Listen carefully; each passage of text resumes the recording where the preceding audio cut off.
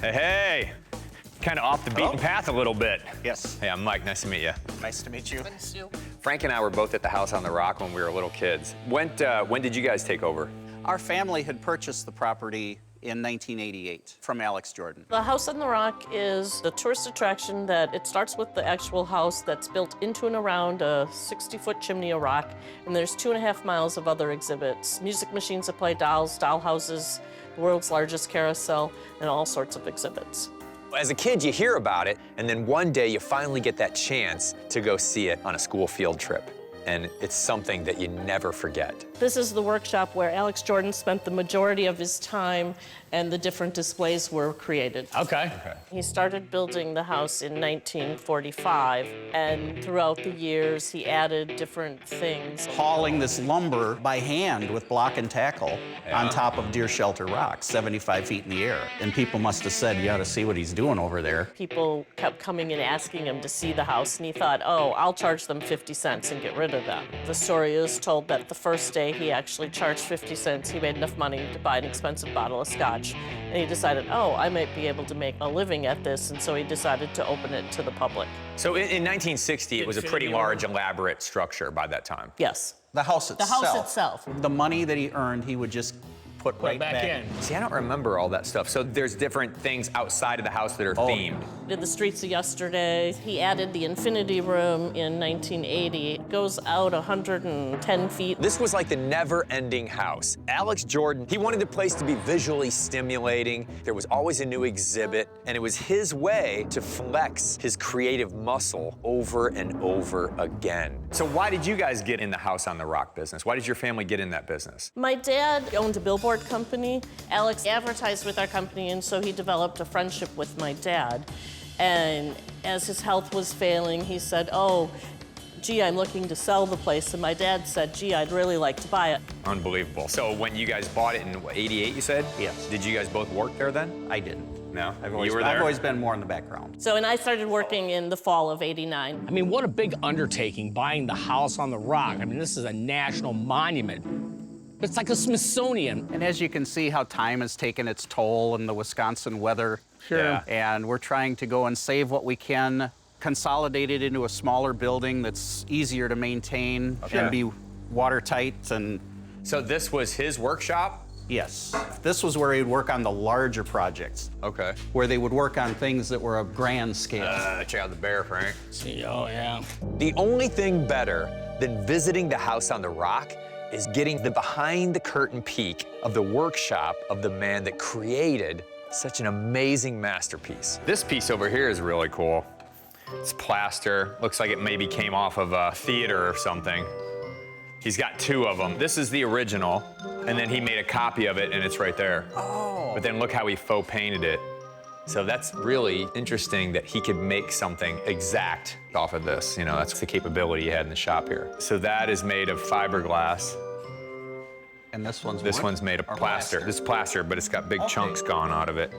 But I mean, look at it. It's just, you know, Art Deco. It's a really interesting piece. This is an Art Deco bust that looks like a column that hung on a wall. It was never meant to be structural, just decorative. So that would have been near the ceiling, maybe in a theater or something. Would you sell this one? Yeah, what are you thinking on this? With the damage that's there, probably 300.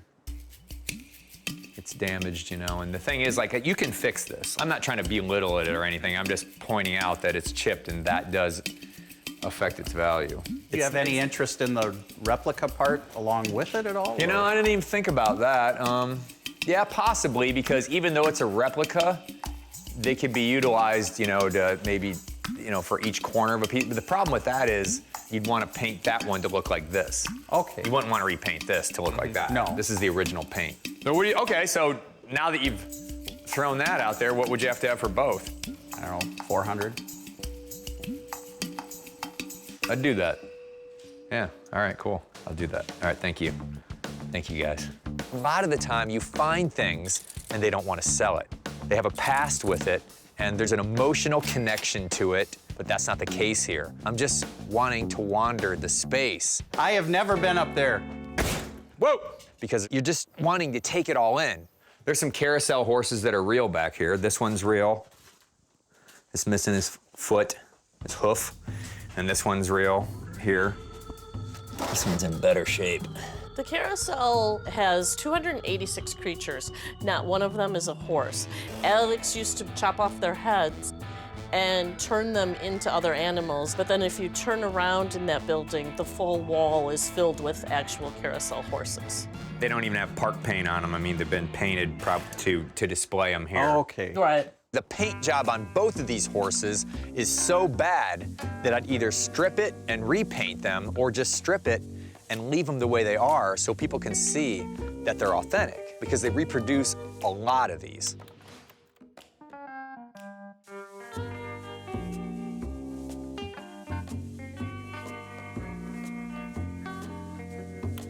The one with this missing, the leg missing.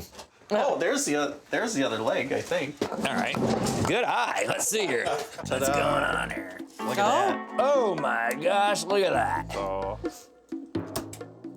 There we go. Look at that. And this one here.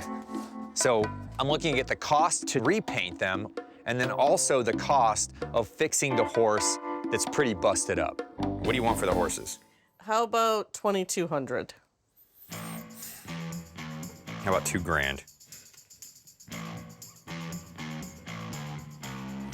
Okay. All right, appreciate it. Deal. Deal. Woo! You know, these are a lot of pieces that they feel they'll never get to. Do you guys know where this came out of? This piece with all the cherubs? Another church. Baroque is a style that was in the early 1600s. This piece isn't that early, but it looks like it's inspired by that time period. But all of these cherubs and everything, I mean, it's such a beautiful piece. It's like light is radiating out from this piece. It's heavenly. There's a lot of water damage happening to it because this wall. Oh, that's right, yeah. See, look at that wall. The condition of it, though, is a serious issue. That one's warped. Like this piece you can see right here, it's just falling off. Yeah. The moisture is getting to it hard. And then this one is gone. That one's gone. This ripple right here, I don't know where that is. I mean, it's incredible. I mean, it's so striking. Oh, this tip of this wing's gone too. The more you look at it, the more you can see. So that's gone too. There's pieces and parts that are falling off of it, but I haven't seen anything like it. I can imagine it in a huge cathedral in Europe. It's just, it's beyond me. Would you consider selling this? Yes. You'd almost need a crowbar to pry it. And you'd have to be so careful because any movement of this real bad could pop any of these little pieces off. If I'm able to buy this piece, we have to be extremely careful in the way that we're gonna remove it from the wall because it is just so soft. I want it to stay intact if we get it off that wall. Oh, we can Cut out take the a wall. chainsaw and cut out the whole wall. Cut the whole wall out. It's like the back of it is laying in water. That's what's going on here. You know what you want for it? You guys have any idea what you'd want for it? No idea. I'd pay $2,500 for it. That would be great. You got guys to help me get it off the wall? Yes. You guys got employees, right? Yes. Yeah. I cut a deal for $2,500 on this piece, which is a great price, but what I'm dealing with here is wet wood. And a lot of it in the back might need to be replaced. Oh, Jesus, it's heavy. Today was a good day. It was fun selling different things and seeing different things and watching people look and find new things that we didn't know existed. And seeing it through Mike and Frank's eyes. The House on the Rock has been captivating people's imaginations for over 50 years now. Being able to walk around the buildings where the magic was made, and then on top of that, see you later, be able to buy some of it, is picking folklore.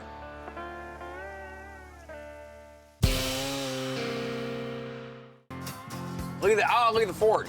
Oh, that's cool. Oh, yeah, man. Danny wasn't kidding. I mean, when we pull up to this property, I'm seeing a lot of barns, a lot of garages, a lot of sheds.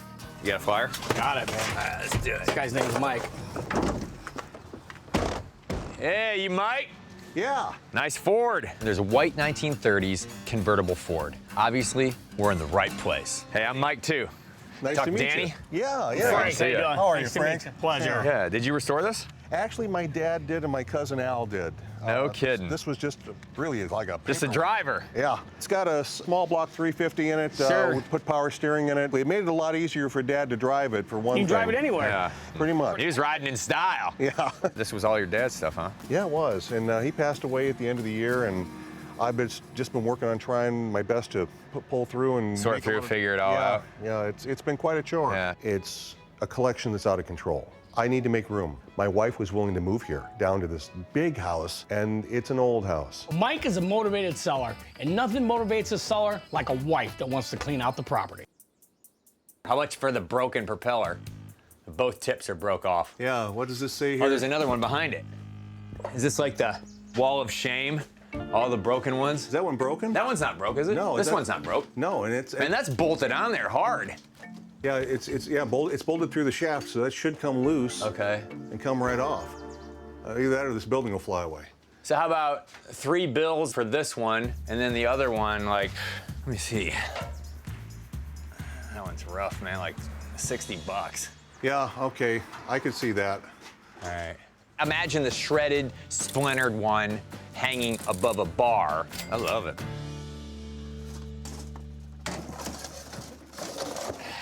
Don't have a need for a big belt-driven drill press, do you? This one's smaller and manageable.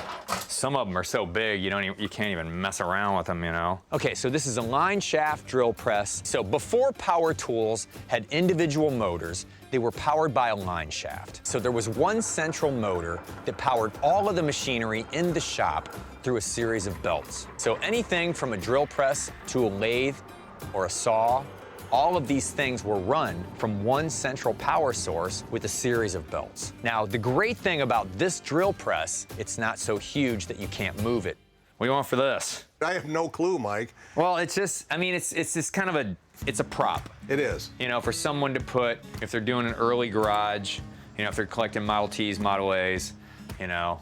And the thing is, my dad used that. The building was where we built cars and where we worked on different things and just had fun. He kept that thing greased up, and you could be guaranteed it would work. Two bills.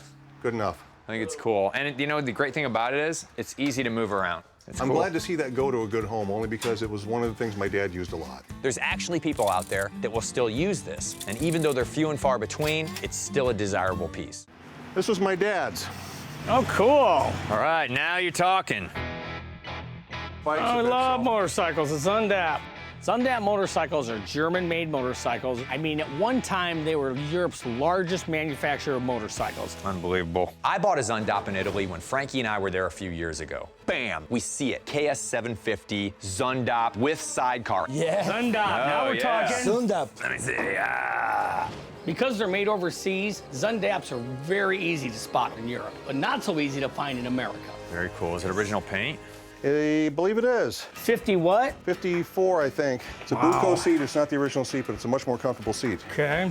I know that the value on it drops a little bit because it's not the original seat. That's a great seat, though. Opposed Zundap. Opposed Zundap. Zundap is one of the few motorcycle companies that run opposed motors. That's where the cylinders, instead of going up and down, go side to side. It kicks through still, even after all this time. That's one thing that my dad did. Even though he didn't ride it, he'd go and make sure that the engine was loose on this and the compression was good. This was a special thing to him. Well, I know a little bit about these bikes. Notorious on these, they have a Bakelite timing gear, and they corrode. I mean, after they've been sitting, they just corrode. Those need to be fixed. They're about $400 or $500 for the gear, and Yeah. about the same to have it put in. Yeah, it was the Bakelite gear the timing gear was quieter. Yeah, That's why yeah. they did that. This is a rare bike. Oh, you yeah. know? So, I mean, I'm interested. What would you have to have? Frank, I know that a bike in this condition is worth about $5. Okay. These don't come up for sale that much, you know? I mean, they're very rare. A lot of people specialize in German motorcycles. I don't know a lot about them, but I know enough to buy it. I'd be comfortable at 4,000.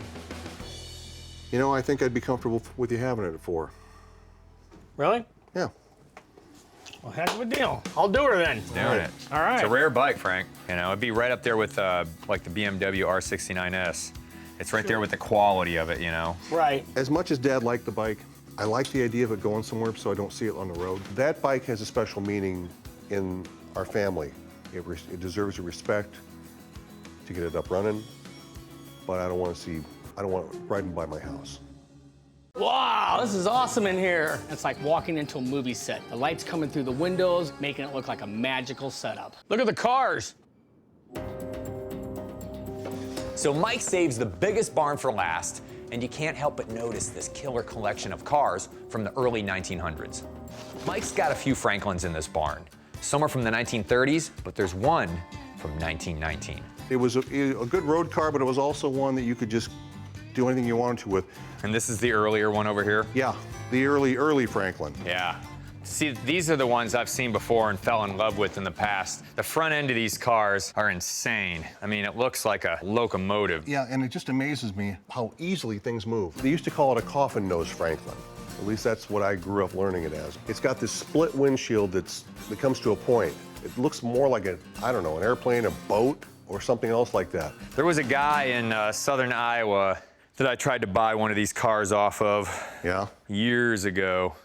I was just so enamored with the front end of it. And I tell you, once you see the front end of a Franklin, you never forget it. I mean, they're so unique. Franklin cars have been around since the early 1900s. This is a car company from Syracuse, New York, ahead of its time with cutting-edge engineering. It's so amazing. I mean, just think about it. You know, this car was air-cooled back then. It's hard to believe 1919, and they were paying attention to this kind of stuff back then. Yeah, it was a very innovative time in American transportation. Did you look at the interior? No, I didn't even look at the interior. You gotta yet. look at the interior. Oh, wow. Oh, wow. This is the original interior? Yes, it is. Oh, wow. You open that door, and if you look at the handles, they're just not the typical handles. They're like a brass. They look more like something on furniture than they do a car door. It's just so elegant inside the car, too. It's just such a really classy vehicle. Do you see the netting on the roof there right there? I saw that, yeah. Isn't that cool? This is a barn find by every means. It looks like underneath all the dirt and dust, it's original paint. One of those things where you walk in and you go, wow, I didn't think anything like this existed in this condition. And how long has it been sitting here? It's been here at least 30 years, 40 years probably. Do you remember where your pops found it, or was it your uncle or your grandfather? I think it was my uncle again. There was a lot. So it's always been in the family then, if your dad got it from your uncle? Yeah, pretty much. The Franklins, they all ran. In fact, my father drove one of them back and forth to work in Cleveland for a while. What kind of number do you have on this one? Actually, a guy made an offer on it once. What did he offer you? 4.5, 5. They're not big money cars, especially if they're barn finds, because you never know what you're gonna encounter mechanically with one of these cars. And it's not like there's a tremendous amount of parts out there. It's not like they come up onto the market all the time, you know? Right. So it's difficult to navigate the restoration of one of these, or even to mechanically restore one. What research have you done on this car? Well, a car in this condition is $5,000, $6,000, $7,000 range, because it's a barn find, and yeah, it's a little crummy, dirty, but you've got the interior's nice on it. It's well lubricated at this point. All there. It's all here. Biggest problem you've got is a dent. Yeah. And so that's about it. it's a straight car that would be perfect for a restoration, or if you wanted to just mechanically go through it. Exactly. Getting a car to run is completely different than getting a car to drive. What would you feel comfortable selling it at? Something over 5. So 6 would do it? I think there's some room on the back end if I can get the car to run.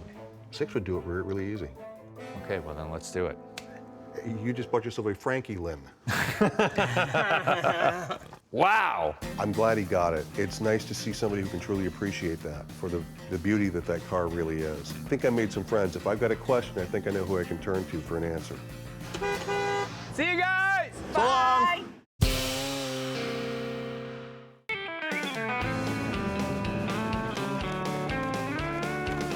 I love freestyling in Pennsylvania, man. I swear it's the best. It's just, It there's is so the much old best. stuff. Pennsylvania is a backroads treasure trove. This is my favorite state and always has been to freestyle.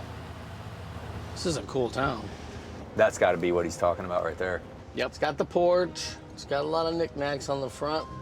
Please go away. I don't like that sign. Please go away. Well, hey, man, we get to say Bruce sent us over here. Yeah. When you're freestyling, you never know what you're going to come across on somebody's property. I'm getting a fresh flyer. Get the fresh. Super fresh. Hopefully we're gonna have a handshake and not a shotgun in our face. What did Bruce say their names were? He didn't. Hey, hey! How you doing? Hello. You know a guy named Bruce over here?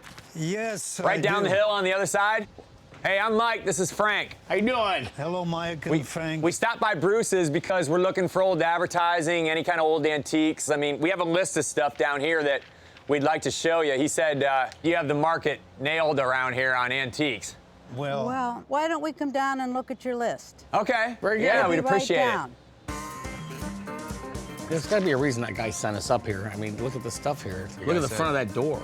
I mean, we pulled this place. It's got a huge door on it. You can tell it's custom made. It's old. It looks like it's made in Transylvania or something, you know, but it's a really killer piece. And if that's what's outside, who knows what they got inside. So Bruce said that you guys been collecting for a while.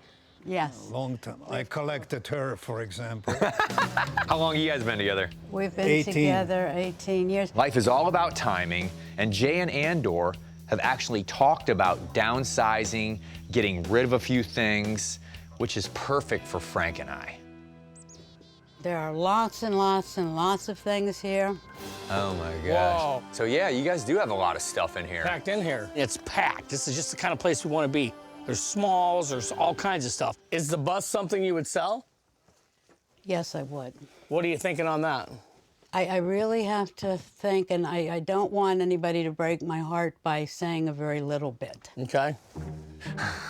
Would you mind if I got I up there? don't mind at all. I Okay. want people to crawl. I want people to get down on their stomachs. I want people to reach up on ladders. It's missing the back door. Probably. You know, it's been scrunched up a little bit yeah, here. well, You know, this thing looks like it's out of the 50s. It's got a little futuristic look to it, you know? It's a big piece. It's a wine and net. it's not a toy. It's a work of art. It's a spiritual piece. That truck is bound for badness. That is an evil. Truck is bound for badness? Yes, it really is.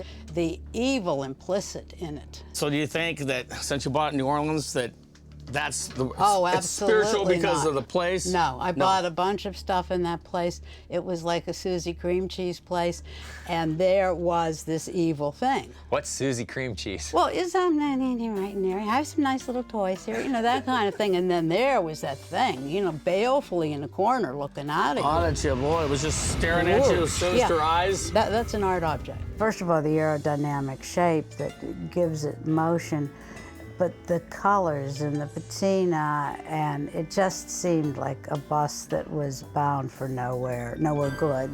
You know, I've never really had anybody describe a vehicle, like especially a bus, as being evil, but Jay sees it a little bit different than I do. You know, I see it as a vintage toy. She sees it as an evil art sculpture. How about $350? Yes. You Damn, didn't, Frank. you didn't break her heart. Isn't Okay. that nice? I don't mind paying up for this one, because these buses are rare, and ones with evil spirits are even rarer. Whoa. That's great. Wow. As we walk up the staircase and through the halls, it's like a scrapbook snapshot of their lives. This is your Martin Luther King painting? Yes, I did it Gandhi? for Clarion University. As you're walking through the halls, you can't help but notice all the famous people in these photographs. Look at JFK, man, that's a great Yeah, shot. isn't that great? Did man. you see the proof sheets of it? No. Yeah. Wow. So Jay explains to us that her ex-husband was a famous photographer named Robert Adelman. He was taking the cover picture for Life. That was for the cover of Life? Yeah, after Kennedy was elected.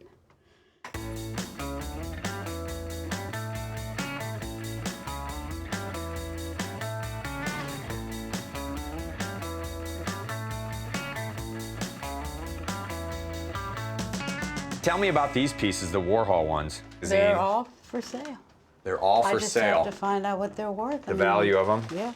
And who shot these? They're all Robert Adelman. Your ex-husband shot all of Yes, he didn't give them to me. He knew Andy Warhol long before he knew me. And he would go to the factory. Andy would just let him roam around there. I mean, he has pictures from that factory that were absolutely unbelievable. I mean, what went on in that factory?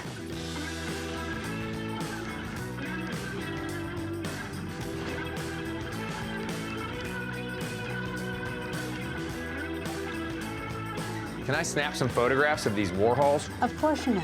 So what I want to do is send those to Danielle, let her know who the photographer was, give her the backstory, and let her do the research. Danny, can you hear me? Yeah, I can hear you. All right, I got like 1 bar. Okay, so did you get the photographs? Yeah, they're super cool. Did you find any information on them? I made a few calls to some galleries, so I was able to collect a little bit of information for you. Okay, so you see the measurements that are written on Some of the prints. Oh, I Yeah. see it, yeah. Okay, so that tells me that the photos were printed around the same time that they were actually developing the negatives. Yeah. Yes, Yeah, yes, I see size. them, yes. So these would be Some of the first original prints. Yes, he did those after he had been to a party at the factory. Oh, he would actually go to parties at Oh, the factory? Adelman went to parties at the factory and told me great tales of what went on. I yes. bet. And there's a stamp on the back of the photo, which proves that this is the work of Robert Adelman. it gives the whole thing provenance. Okay. All right, Danny, what else did you learn? These particular shots, they weren't really widely seen. That's correct. I mean, they were in a couple exhibitions here and there, but They weren't ever published to a magazine or anything like that. that. So, I mean, they're pretty special. Okay, with All that information, I think I have a clear idea of their value. Okay. So for all of the pictures, except the one in the supermarket, Yes, at Christini's. It's somewhere in the range of like 55 to 6,500 55 to 6,500 each? each. Okay. Okay. And we're just like, wow. Okay, so the one with Andy Warhol in the shopping cart, that's like $7,500. Wow. Even though it's smaller. that one's just gonna command a higher price because I mean, if you look at it, the subject matter alone, like he's got Brillo pads and Campbell's soup cans in the shopping cart, that's so iconic. Okay. All right, hey, we very much appreciate you getting back with us so soon. All right. Thanks, Danielle. Yeah, anytime, anytime. All right, good luck. Thank you. All right, we'll see you later. Bye. All right. So now that we know the retail price, what we have to determine is what she'll sell them for. I would take a chance on one possibly, just because. Okay, well, this is one I think, see, this is one I personally dislike. I personally Because of the dislike girl? it because the lovely young woman is dead, Edie Sedgwick.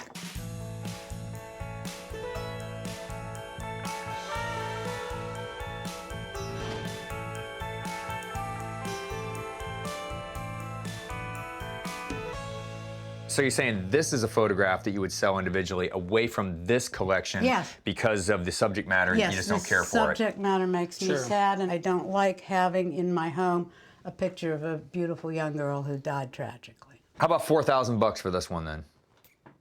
I take Hmm. a chance on that because then at the end of the day, if I have to go to a gallery and pay a fee, or if I have to go to an auction to pay a fee, and I get Yes, I understand 55 that, out of it, yeah. then when I go to sell this Warhol photo, I'm gonna be a little out of my element. I mean, it's not like I can just take this thing and stick it in the window at the shop. I'd say 5 because I think you're going to get a lot of money because this is sensational. Why don't we do this? Yeah. How long were you married to this gentleman? 3 years. Okay, 3 years. Mm-hmm. So I'll pay you the $5,000 if you just write me up a letter, just basically saying, Oh, I'll "Hey, be this happy to. this Yes, was this was a given gift to me from as a Robert gift from my Adelman. husband, I Robert will Adelman." be happy to do that. You want to do that? Yes, I'd be perfectly Okay, then happy we'll to do it. do that. Yeah. Great. Thank you. Thank you. I want a letter from her just to cement that in writing, documentation, so we have that to go with the photograph when we sell it. Later, Sneezy. Oh, I'll tell you, this has been so much fun. Mega. We invited them in. They knew their business. They knew what they wanted. They are fair people, knowledgeable people, And good fun. mannerism. Thank you. Thank you ever so much for Oh, thank you. She didn't want to let go. I always said I want to You get guys are my gorgeous. hands on Thank that you. little Got one. it. I was like, nice to meet you, It partner. was so had nice. I fun. really, really Nice meeting you enjoyed it. today. Thank you. Yeah, All right. whoa, I got We'll you. be back around. Andor and Jay are probably one of the most interesting couples we've ever picked. Certainly the most eccentric. See you guys. Bye. Bye. Looking good, looking good. Oh, this is my perfect kind of place. All right. Slow the roll a little bit. All right, this place looks good already, dude. As soon as Frankie and I pull up on the property, I'm coming out of my skin. Okay, I'm already in third gear. I'm at 4,000 RPMs. Hello. Hello. Hi, How you doing? just fine. Hey, I'm Mike. Glad Nice to meet you guys. Hi, this is my buddy Frank. Nice to meet you. Pleasure. Okay, we're sorry to bother you guys. We're pickers. You ever heard of pickers? Yeah. We got a lead from a gal that works for us, and she told us that you guys might possibly have Bonnie and Clyde's motorcycle.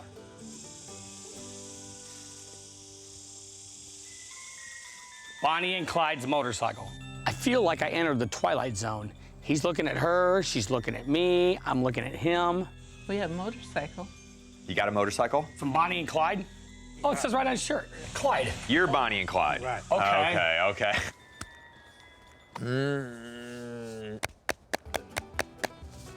All right, Bonnie. Because we know a little bit about Clyde. that. It's not the notorious Bonnie and Clyde that we were expecting. It's the little sweet mom and pop Bonnie and Clyde that we got.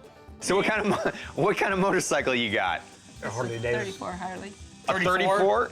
So it's not the Bonnie and Clyde motorcycle, but hey, I'll take a 1934 Harley any day. That was a big year for Harley Davidson. It was the first year of the big twin VL flathead motor, but we just rolled up on these people. Who knows if they're interested in showing it to us, much less even selling it. Hey, if you guys got a little bit of time, I mean, you know, if you can let us look around a little If you bit. can uncover it.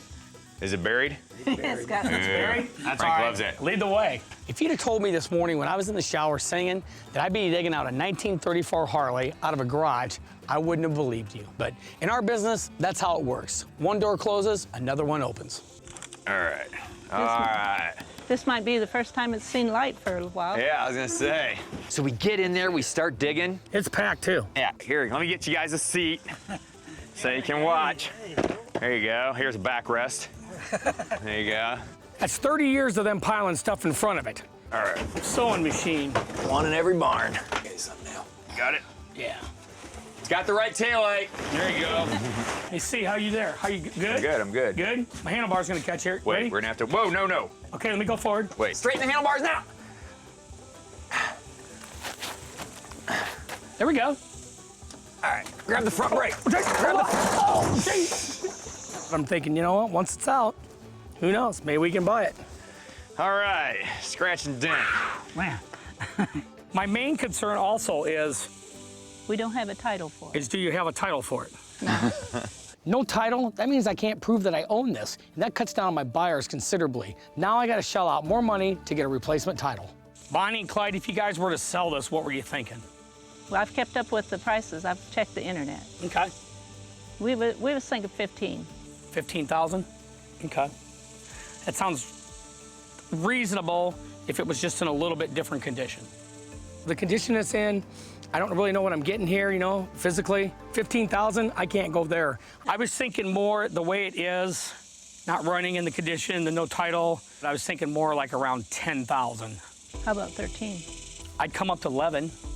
You have to come up a little bit more. Does it run? Does the transmission shift? I mean, there's a lot of things. I mean, you can get really stuck and you get it over your head real quick. I'd have to be right at $11,000. 11,200? 11,200? 11,000. 11,200? 11,000. 200? Bonnie didn't have a Tommy gun in her hand, but she was trying to hold Frank for the last buck he had. 11,200? Sure, what's $200? All right. I can't believe I just spent $11,200 on a motorcycle that doesn't even run. But you know, I think maybe after 3 to 4 to 6 to 9,000 into it, I should be able to get it going. Thank you so much. It was great to meet you guys. Okay, take care. See anything else, Thank you motorcycle, ever so call much. us. Okay. Thank you. I will make sure that bike has a happy home. Okay. Thank you, appreciate it. You did a good job. All right, you guys have a great day. Thank you. You too. Thanks. Oh, it was great hanging out with Mike and Frank. We really enjoyed it. You guys be careful. We will. Bonnie and Clyde were really sweet people, Super man. nice. I mean, you don't roll up onto people like that too often. And have them welcome you in. See you, Bonnie. See you, Clyde. Come back anytime. Take care. I think the bike found Frankie. It was a good day.